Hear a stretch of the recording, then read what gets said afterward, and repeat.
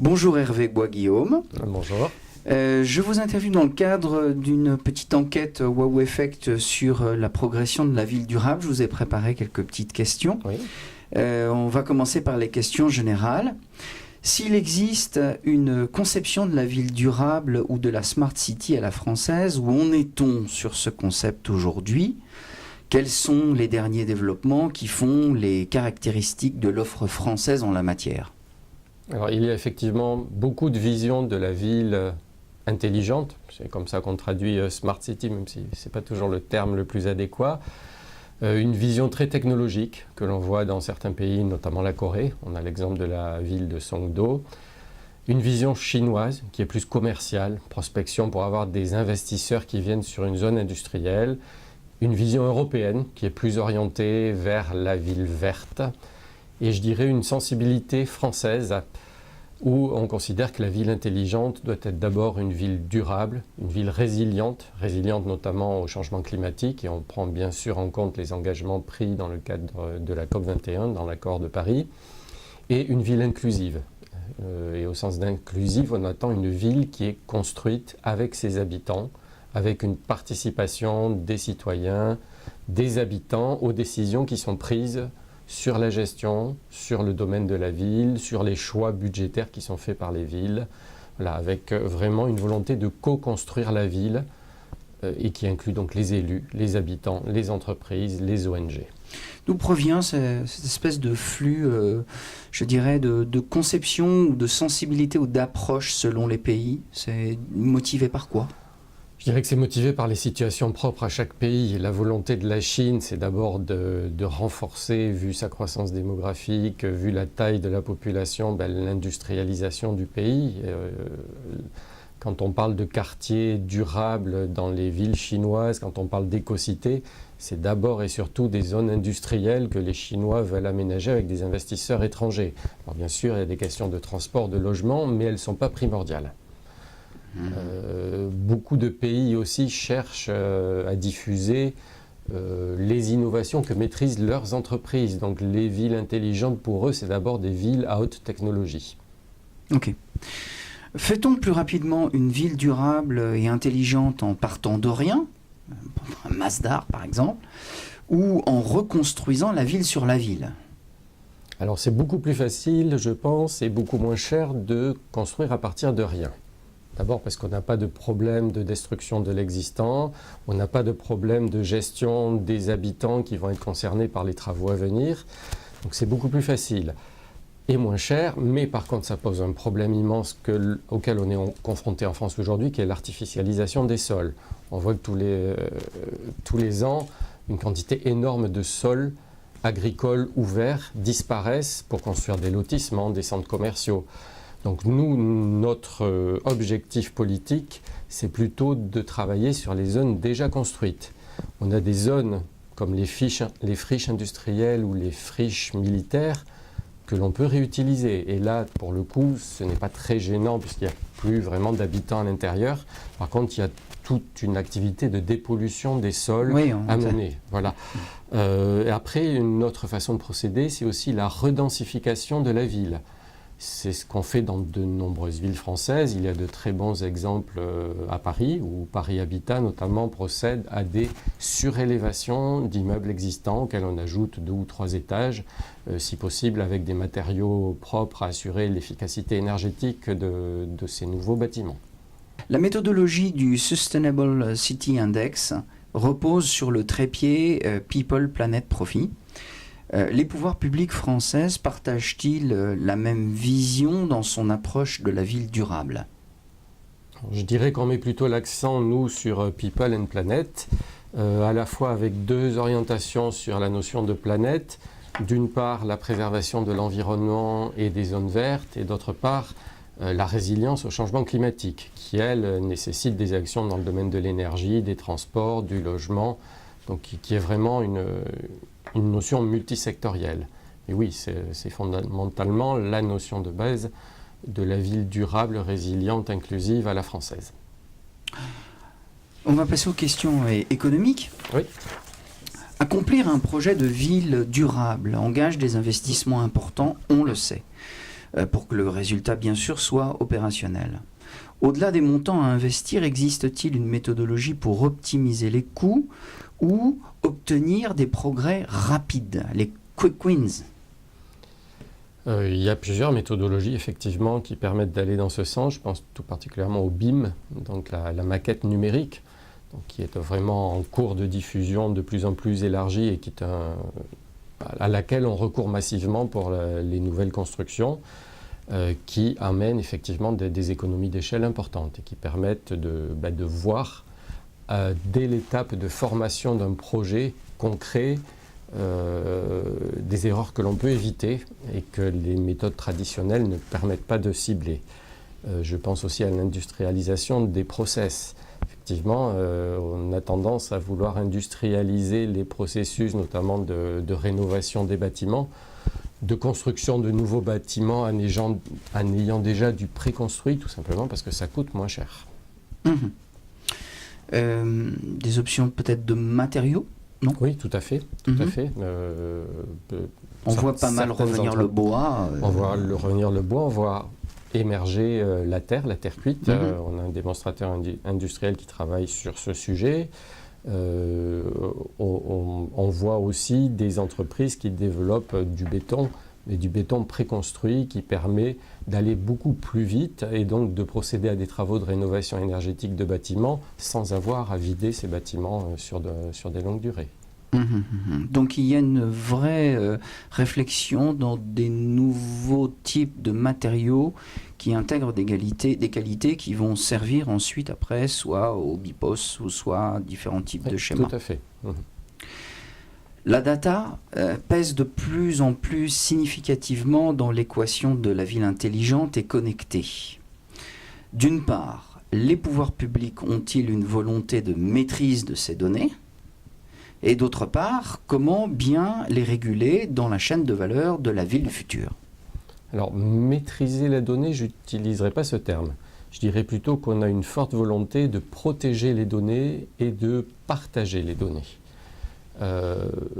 On voit qu'aujourd'hui, chaque ville développe ses propres systèmes de données et souvent sans système global qui gère tous les problèmes d'éclairage urbain, de sécurité et autres. On a 2 villes françaises qui sont un peu plus pilotes sur ces projets. C'est Dijon qui a lancé un projet global et unifié de tous les systèmes de données nécessaires à la ville.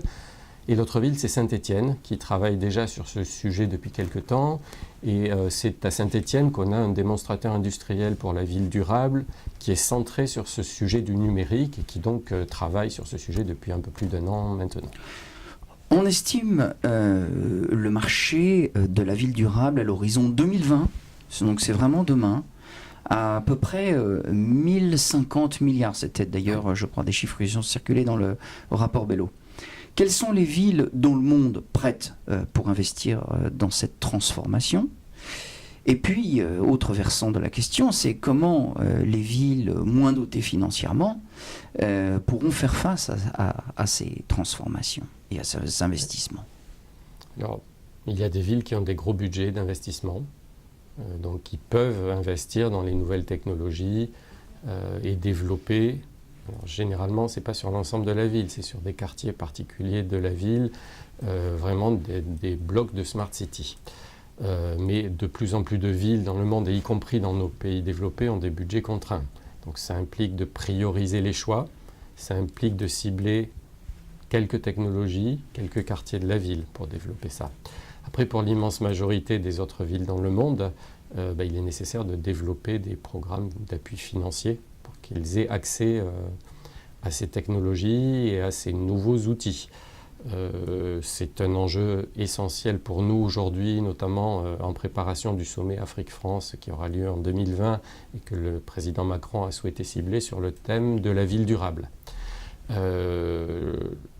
Du coup, le ministère, avec ses partenaires au Quai d'Orsay, à la DG Trésor, à la Task Force Ville Durable du MEDEF, s'intéresse à ces sujets d'apporter à la fois un appui technologique, mais aussi un appui en termes de gouvernance, et si possible de cibler les financements utiles à ces villes pour qu'elles puissent développer également des politiques de données des politiques de ville intelligente.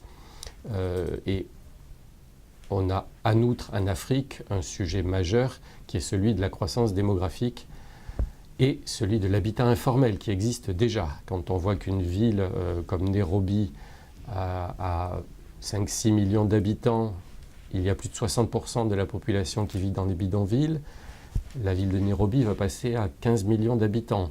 Donc comment arriver à traiter ce sujet en permettant que tous les habitants, y compris ceux qui vivent dans les bidonvilles, aient accès aux services minimaux et donc qu'il y ait des services intelligents rendus à la fois aux élus et aux habitants. Un indicateur qui vient de sortir, 60% des villes africaines en stress hydrique aussi également. Oui, tout à fait. Des gros soucis. Si on repart de qui est le plus motivé ou qui a le plus de ressources financières, qui on peut citer si on peut citer des villes étrangères? Je dirais les villes américaines, New York. Il y a une volonté aussi de certains élus de mettre le paquet sur certains quartiers. On le voit à Moscou, tout bêtement, avec le développement d'une nouvelle partie de la ville qui ressemble un peu à la Défense, avec des tours et des habitats intelligents. On le voit même dans des pays africains aujourd'hui. Le Sénégal a lancé une ville nouvelle à Diamniadio, avec des projets de bâtiments intelligents, avec un projet de liaison ferroviaire entre Dakar et Diamniadio. Voilà, il faut qu'il y ait une volonté politique, à la fois du niveau central, donc du gouvernement, mais aussi de quelques élus. Le sujet majeur, c'est comment éviter qu'on crée de nouveaux ghettos technologiques ou de nouveaux ghettos de riches dans ces quartiers-là. On y vient. On passe aux questions sociologiques. Le rapport de M. Luc Bello et le Sustainable City Index de 2018 souligne la notion d'expérience citoyenne, oui. Citizen-centric. Faisons-nous l'erreur de vouloir normaliser les usages pour mieux paramétrer la ville et ne pas accorder une plus grande attention à la façon dont les citadins prennent en main leur ville, comment ils vivent à l'intérieur? Je dirais que ce n'est pas anormal de vouloir normaliser les processus. On cherche forcément à avoir une logique d'efficacité, donc d'avoir déjà en tête une méthode de travail, un process à mettre en place. Par contre, ce qu'il est important, c'est que ce process normalisé soit adapté à la situation de chacun. Aujourd'hui, on a des villes qui sont dans des situations totalement différentes. On a des villes à une croissance démographique très forte. On a des villes dont le problème majeur est l'artificialisation des sols avec la disparition de toutes les zones vertes ou zones agricoles autour de ces villes. On a des villes en décroissance démographique, quelques-unes en France, essentiellement dans quelques régions rurales, mais par exemple au Japon, c'est un problème majeur aujourd'hui, y compris dans les grandes villes. Donc on ne peut pas dire qu'on va normaliser le processus, on a de multiples situations à traiter. Et pour cela, il est vraiment important que les citoyens dans la ville soient associés. C'est un des modèles qui a été retenu en France dans le cadre de la politique écoquartier. Les maires qui lancent la labellisation de leur ville ou d'une partie de leur ville en écoquartier doivent prendre 20 engagements et il y a certains de ces engagements qui impliquent une participation active des citoyens et des habitants. C'est le rôle de la ville, de la municipalité, de faciliter l'intervention de ses habitants, la présence de ses habitants au moment où on construit le projet, où on fait vivre le projet. Est-ce que c'est une approche française, ça, ou c'est une méthode assez partagée? Je dirais que là, c'est une méthode assez partagée, mais le fait qu'elle soit déjà fortement réalisée en France intéresse beaucoup de municipalités étrangères. Pour reprendre l'exemple des écoquartiers, on a 2 villes étrangères qui nous ont demandé de les labelliser. Et justement, ce qui les intéressait, c'était cette façon de faire travailler les habitants de ces quartiers à cette labellisation. C'est une ville au Japon qui s'appelle Funabashi et des travaux en cours avec la ville de Cali en Colombie, qui est la 3e ville du pays. En France, on a vu un peu les comptes rendus de Yellow Park à Nantes aussi, où ils ont fait un travail participatif qui était très intéressant. Ils sont très fiers des chiffres et du périmètre de sollicitation justement des habitants. Et c'est le cas dans la quasi-totalité des écoquartiers. Il y a vraiment une forte participation des habitants et vraiment plutôt une appréciation très positive de ce qui est lancé en ce sens. Et puis on voit que certaines municipalités françaises lancent aussi aujourd'hui des budgets participatifs. Donc font voter leurs habitants sur comment dépenser, comment utiliser une partie du budget de la ville en présentant des projets montés par les citoyens. Et donc les habitants choisissent lesquels de ces projets ils veulent voir vivre les années suivantes. La ville intelligente ne produit-elle pas de l'exclusion sociale ? Presque on en parlait à l'instant. Pour habiter et être en capacité d'interagir avec elle, le profil du citadin n'est-il pas celui d'une personne aisée et bien éduquée ? Si, c'est justement ce qu'il faut éviter de faciliter. Je prenais l'exemple de la ville de Songdo, que je ne connais pas, je ne suis jamais allé visiter cette ville, mais quand je lis des articles sur cette ville, tout le monde la décrit comme une ville hyper technologique, avec énormément d'innovations facilitant la vie des habitants, mais en fait ces habitants, c'est plutôt la partie aisée de la population coréenne qui peut acheter des appartements et venir y vivre. Il y a clairement une fracture au sein même du territoire français. Tous les gadgets numériques ne sont pas accessibles à toute la population. Déjà pour une cause d'âge. On a toute une partie de personnes âgées qui ne maîtrisent pas les outils numériques. Pour des causes de richesse. Déjà, en termes de niveau de revenu, tout le monde ne peut pas se payer les nouvelles technologies. Et puis, une question d'éducation. Un ancien ministre avait parlé d'électronisme pour parler d'illettrisme électronique. C'est une réalité à laquelle il faut faire face. Et là, les villes et les territoires doivent innover pour trouver des solutions. On voit déjà en milieu rural aujourd'hui des innovations avec des villes qui développent pas des caravanes, mais des minibus avec des personnes venant porter dans les villages un appui aux personnes âgées ou aux personnes qui n'en ont pas les moyens pour traiter leurs problèmes administratifs basiques avec les outils informatiques. Ouais, vous introduisez, Hervé, la question suivante. C'est la fracture numérique. Ne renforce-t-elle pas la fracture territoriale ? Comment ce point faible peut-il constituer une opportunité au jour d'aujourd'hui ? Là, je parle de la France en l'occurrence, oui. Pour créer un aménagement du territoire équilibré avec justement cette expertise ville durable. Parce qu'on sait, par exemple, dans certaines régions de France où il y a pratiquement 10% du territoire qui n'a pas encore la 4G. Donc il y a un décalage. Alors, or, on voit que en fait, ça avance un petit peu symétriquement, la ville durable avec les nouvelles technos. Donc, qu'en pensez-vous là-dessus ? Mais c'est clair qu'un des axes de réflexion à la fois du ministère et des villes, c'est d'éviter qu'il y ait des citoyens de seconde zone qui n'ont pas accès à tous les services donnés aujourd'hui grâce aux nouvelles technologies. Très clairement, la fracture territoriale, elle n'est pas forcément entre l'urbain et le rural.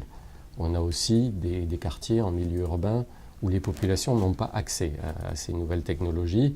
Je pense en particulier à certaines banlieues un peu plus difficiles. Donc il ne suffit pas de mettre en place les nouvelles technologies, il faut aussi donner aux citoyens les moyens de se les approprier, donc de l'éducation tout simplement à ça. Et puis pour les personnes les plus en difficulté, une aide de la part des villes pour qu'ils puissent accomplir les formalités nécessaires. C'est un de nos axes de réflexion dans le cadre de la préparation du sommet Afrique-France. Il y a en Afrique une réelle diffusion des outils numériques, y compris dans les bidonvilles, et des fois beaucoup plus avancée que ce qu'on connaît en France. Donc l'idée de partage des expériences, on a aussi beaucoup à apprendre de certaines villes et de certains quartiers africains sur la manière dont ils diffusent ces outils numériques. Les Africains sont passés de rien du tout à l'utilisation numérique.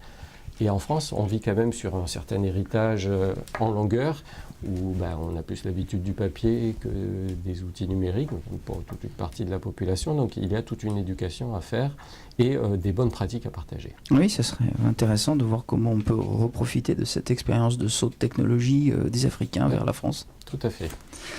Et on ne le voit pas seulement sur ça, on le voit par exemple dans le domaine très important de l'économie circulaire aujourd'hui. Il y a en Afrique, on trouve par exemple tout un réseau dans les quartiers, dans les bidonvilles, qui arrivent à faire de la collecte de produits séparés, à les traiter. Donc c'est une grande avancée. Il y a des outils technologiques qui sont diffusés. On a beaucoup parlé ces derniers jours des innovations qui existent au Kenya pour lutter contre la diffusion du plastique, pour traiter certains types de déchets. C'est mis en place grâce à des outils numériques aussi qui permettent de rentabiliser. On parlait tout à l'heure des économies d'échelle. Donc toutes ces innovations, elles passent aussi par la connaissance de ce qui se fait dans d'autres pays, dans d'autres villes dans le monde. On arrive aux questions internationales, ce sera le dernier bloc. N'avons-nous pas en France des expérimentations trop éparpillées ou éclatées qui brouillent la lisibilité de nos compétences ou de nos réalisations ? Que retiennent les délégations étrangères quand elles viennent en visite en France ? Alors, je ne considérerais pas qu'on a on a des expérimentations très éparpillées, éclatées, mais elles répondent à de multiples situations. Et encore une fois, je pense que toutes nos expériences, elles sont basées sur le contexte local. On a quelques exemples phares de grandes réalisations. On a Clichy-Batignolles, qui a été une magnifique opération de rénovation urbaine à Paris. Aujourd'hui, on amène nos délégations à Bordeaux. Quand on voit ce qu'était la ville il y a 30 ans, ce qu'elle est aujourd'hui, c'est une magnifique vitrine du savoir-faire français. On a la ZAC Rive-Gauche, ici à Paris aussi, mais je pourrais citer plus d'une centaine d'exemples en France. Chacune de ces réalisations, Lyon-Confluence, bien sûr, qui est Nice. En coopération franco-japonaise, Nice, Nantes, Saint-Étienne. Voilà, on a de multiples exemples qui peuvent paraître éparpillés, mais chacun répond à une logique locale. On a les écocités, le programme écocités qui visait plutôt les grandes zones urbaines, les métropoles, le programme écoquartier avec 500 quartiers labellisés en cette fin d'année, qui correspondent vraiment à une logique territoriale et au contexte propre à un quartier. On a les démonstrateurs industriels de la ville durable, on a 21 sites pilotes aujourd'hui. Chacun de ces sites n'est pas un doublon des autres. Chaque démonstrateur industriel est ciblé sur une thématique précise. On en a un à Montpellier qui est bâti plutôt sur la santé et sur la ville pour les habitants âgés. On a à Paris celui qui est basé à Plaine Commune et qui est le lieu où sera construit le village olympique pour Paris 2024. Et donc la thématique, c'est comment construire ce village olympique de façon à ce qu'il ne soit pas détruit, mais qu'il serve d'habitation, de lieu de vie, de sites d'entreprise, de sites sportifs après les Jeux olympiques. On a un autre démonstrateur industriel qui est basé sur l'usage de toutes les terres que l'on excave quand on construit des métros, comme c'est le cas autour du Grand Paris. Donc voilà, ce démonstrateur vise à cibler de nouveaux usages pour ces terres, notamment pour créer des briques pour la construction.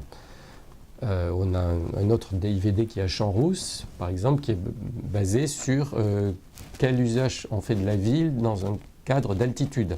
Donc ça concerne à la fois Champs-Rousse et Grenoble, et c'est spécialisé au contexte territorial pur. On a aussi 2 DIVD, enfin, outre-mer, un en Guyane et un à Marie-Galante, donc qui sont vraiment fondés aussi sur le contexte climatique propre à ces territoires et quelle adaptation il faut faire sur nos systèmes de logement, de transport, d'énergie, notamment quand on est une petite île ou une ville isolée au milieu d'une forêt, pour répondre aux besoins des habitants et pour éviter un isolement. Est-ce que ça induit justement cette réalité locale que, au préalable, avant de recevoir une ville étrangère, vous avez un petit cahier des charges, un brief qui vous permet justement de pouvoir les emmener sur des exemples qui vont matcher avec les attentes ? Tout à fait. Avant de recevoir une délégation, on interroge systématiquement nos ambassades sur les enjeux propres à la ville qui demandent à venir visiter ici. Et généralement, quand on reçoit des délégations, elles nous envoient au préalable vraiment leurs centres d'intérêt fondamentaux. Je reprendrai un exemple. On a beaucoup de délégations qui viennent voir nos opérations de rénovation urbaine, de requalification urbaine. Donc on envoie beaucoup de gens visiter aujourd'hui la ZAC Rive-Gauche. Mais on est en lien avec Paris Habitat, qui nous amène aussi voir, quand ce sont des villes, par exemple des villes du Nord, les opérations de redensification que l'on a pu mener dans certains quartiers de Paris. Je pense à la caserne de Reuilly notamment, où on a fait des réélévations d'immeubles en bois. On a des villes qui ont une thématique de réaménagement des berges de rivières. On a plutôt tendance à les envoyer à Bordeaux ou à Nantes, voir ces réalisations. Autre demande, les Japonais sont très intéressés par les opérations d'urbanisme temporaire que l'on mène aujourd'hui. Donc comment éviter, quand on détruit des vieux immeubles, le temps de latence que les projets se mettent en place, que les premières constructions aient lieu, il se passe souvent 1, 2 ans, voire 3 ans. Comment éviter que ces quartiers-là, ces zones soient squattées, ne servent à rien. Donc les opérations qui ont été menées à Paris, par exemple les grands voisins, ou la recyclerie aujourd'hui, intéressent beaucoup les délégations qui ont ce type de friche dans leur ville. Ok. Justement, ces villes étrangères intéressées par le modèle de la ville durable à la française peuvent-elles s'impliquer directement dans une expérimentation locale, un projet de rénovation urbaine ou même un jumelage comme on a eu l'habitude de l'effectuer après la Grande Guerre avec des villes innovantes en France? Comment évolue le processus de la coopération décentralisée? Je vous ai cité tout à l'heure les exemples des 2 villes étrangères que l'on est en train de labelliser écoquartiers. Donc une au Japon, une en Colombie. Notre souhait n'est pas forcément de labelliser France des villes étrangères. Nous, on pense qu'il est plus utile qu'on aide des pays et des villes étrangères à monter des labels propres à chaque pays. Donc on a des échanges effectivement avec nos ministères homologues et avec les villes qui nous sollicitent sur ce sujet. Voilà, par contre, on peut tout à fait apporter une aide technique sur la façon dont on conduit les discussions avec la ville, avec les entreprises, avec les universités, avec les habitants. C'est ce qui se fait à Cali, en Colombie aujourd'hui, où on appuie, c'est plutôt un renforcement des capacités administratives de la ville. Vous parliez des jumelages. Les jumelages sont quand même en perte de vitesse aujourd'hui. On a rarement des actions très suivies dans la durée, tout simplement parce qu'elles ont un coût assez important et que de moins en moins de villes françaises arrivent à assumer. Alors certaines ont des liens forts avec des villes partenaires, mais ce sont des jumelages qui concernent à la fois la santé, l'éducation, les échanges de jeunes, les échanges linguistiques, qui ne portent pas forcément sur le domaine de la ville. Par contre, on travaille très étroitement avec la direction du Quai d'Orsay, la DAECT, la direction de l'aide extérieure aux collectivités territoriales, pour justement développer des liens plus technologiques, plus économiques avec des villes partenaires intéressées. Il y a quelques programmes qui ont été lancés, je pense en particulier au concours Ville Durable. C'est un concours qui a été lancé par trois de nos ambassades pour le moment, en Pologne, en Bulgarie et en Roumanie, donc qui vise à lancer un appel à proposition aux villes de ces pays-là pour primer des bons exemples d'innovation mise en œuvre dans les villes ou de bonne gouvernance des projets. C'est un projet qui marche en Pologne depuis 8 ans aujourd'hui et qui a un impact remarquable. Donc, qui suscite une émulation entre les villes de ces pays-là pour arriver à faire mieux et à mieux partager leurs bonnes pratiques. Ce forum, donc, il y a un forum qui est organisé, qui permet de récompenser, de remettre les prix à ces villes-là.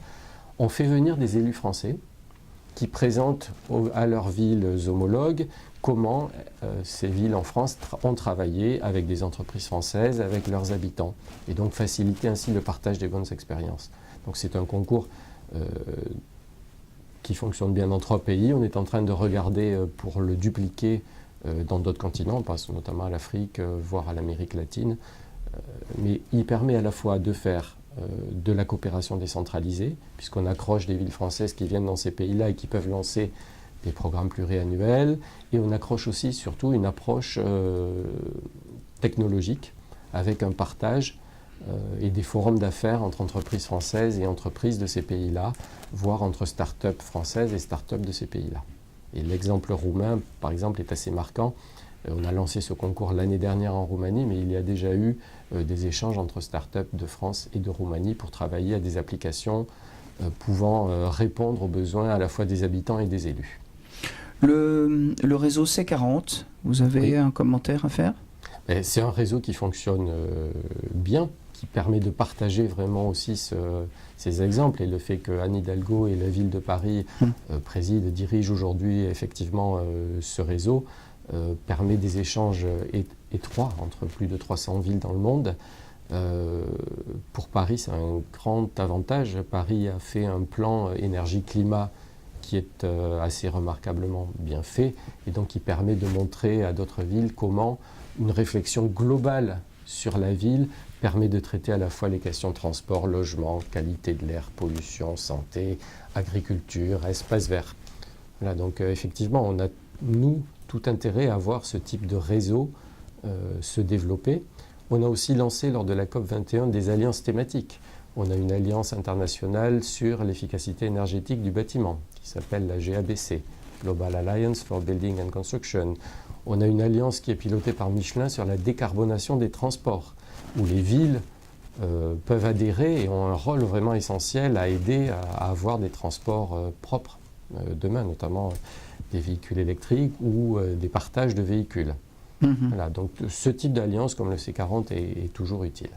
Est-ce qu'il n'y a pas justement, puisqu'on parle de transport, des axes un peu sur des problèmes, je dirais, assez urgents comme la qualité de l'air, par exemple? On connaît des phénomènes de pollution extrême sur le Pakistan, l'Inde, l'Iran, par exemple.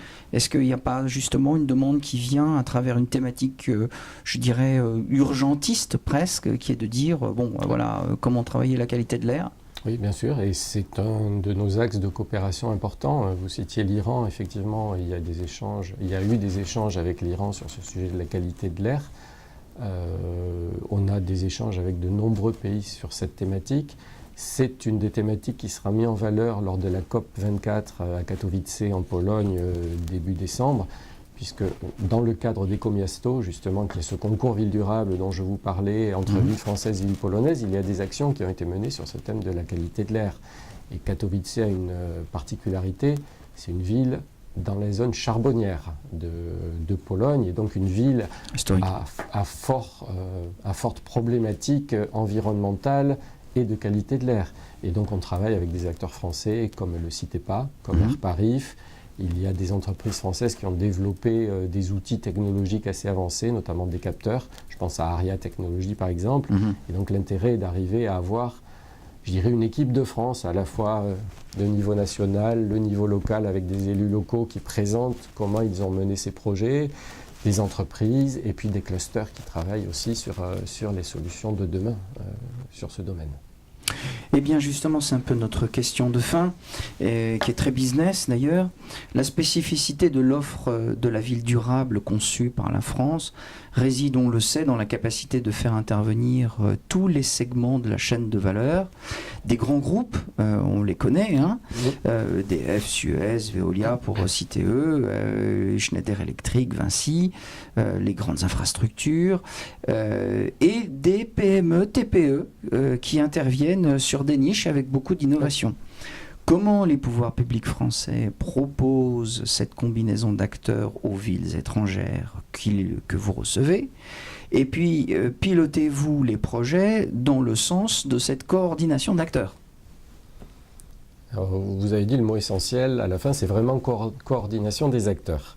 Je dirais, nous, en tant que ministère, on a plusieurs partenaires avec qui on travaille de façon très étroite. Je vous ai parlé de la Task Force Ville Durable du MEDEF, qui vise effectivement les entreprises françaises, beaucoup de grands groupes, quelques entreprises de taille plus réduite, Business France, qui est un acteur important pour mobiliser les ETI et les petites entreprises.